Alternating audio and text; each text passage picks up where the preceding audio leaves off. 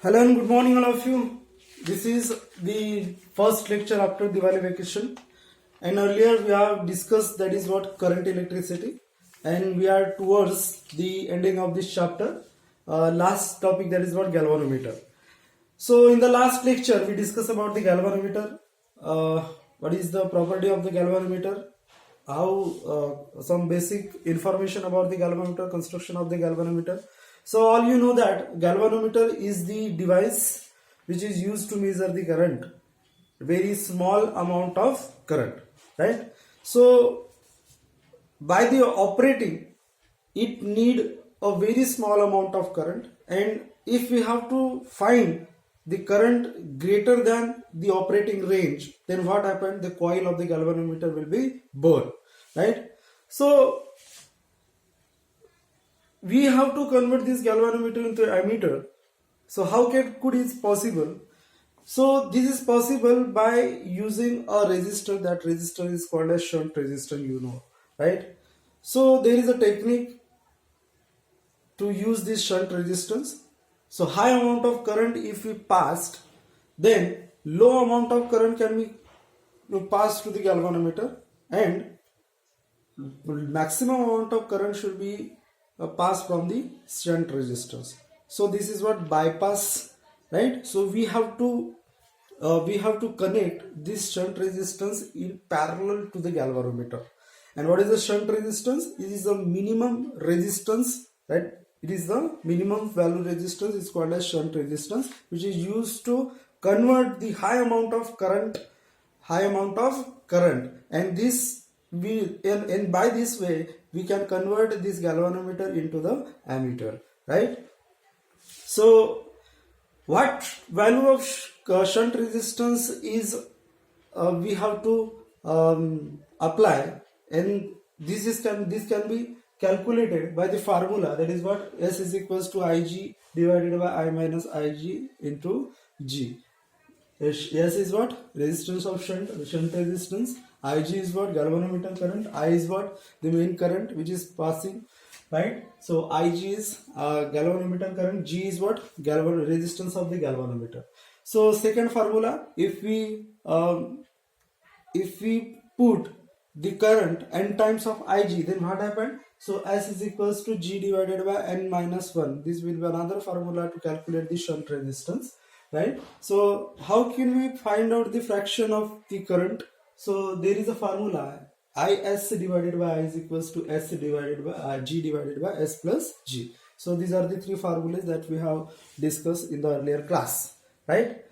So here in this session we are going to discuss some applications of these formulas. So first application is what? A galvanometer has a resistance of 100 ohm and its full scale deflection current is 100 microampere. What shunt resistance should be added so that the ammeter can have the range of 0 to 10 milliampere, right? So what we have to find here? The shunt resistance we have to find, right? So what is given? A galvanometer has a resistance. Means what? Galvanometer resistance is given, right? So what is the galvanometer resistance?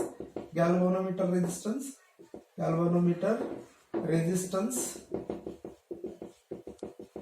is what? 100 ohm. That is called as G. What is G? Right? So G is equals to 100 ohm. Next, what is given? The galvanometer current, right? So galvanometer current, that is Ig is equals to is what? Ig is equals to 100 microampere. Ig is equals to 100 microampere. इसको milliampere में convert करो तो कितना होगा ये? 100 into 10 raised to power minus 3 is equals to 0.1 milliampere, right? So this is what? Ig. And the maximum range of this galvanometer is 0 to 10 milliampere. Means what? I, right? So limit, maximum limit क्या होगा? upper limit of current that is I is equals to 10 milliampere, right? So we have G, we have Ig, and we have I, right? So main current, maximum range of current. So we have formula, that is what, S is equals to G divided by N minus 1, right? S is equals to G divided by N minus 1. Now, what is N? Right? So we know that I is equals to N times of Ig, right? So from this formula we have find out the N. So N is equals to I divided by Ig. So what is I? I is what? 10 divided by Ig is what? Ig is what? 0.1, and this is equals to 100 milliampere, right? So this is what? 100 milliampere. N is equals to 100 milliampere. Now substitute this and find out the shunt resistance. So S is equals to G is what? G is what? G is equals to 100 divided by N is what? 100 minus 1. This is equals to 100 divided by 99, and this is equals to 1.01 ohm. So shunt resistance should be 1.01 ohm, right? So by this way we can calculate the shunt resistance, right? So I hope you understand. So second application, what is the value of shunt resistance that allows 20% of main current through a galvanometer of 99 ohm? Means what? Galvanometer of 99 ohm means what? Galvanometer resistance, right? So G is given, G is equals to 99 ohm, G is equals to 99 ohm. And shunt resistance that allows 20% of main current. Shunt resistance that allows 20% of main current means what? Means what? Ig is given, and Ig is 20% of I, right? Ig is what? 20% of I, and 20% of I means what? 0.2 I. So I is equals to 0.2 I, right? So we have G, we have Ig, and Ig is what? 0.2 I. Now we have formula from this first formula, that is what?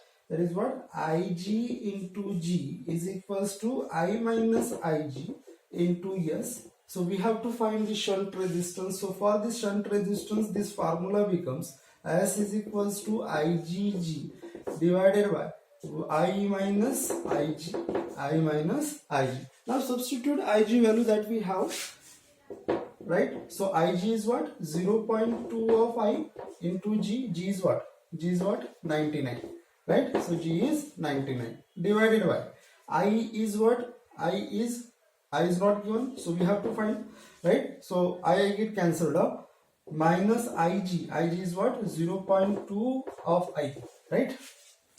So we have to find shunt resistance, right? So now from this we put I common. So 0.2 into 99 I divided by 1 minus 0.2, I common निकल जाएगा, तो 1 minus 0.2 is what? 0.8 multiplied by I get cancelled, I get cancelled, right? So this will be what happened.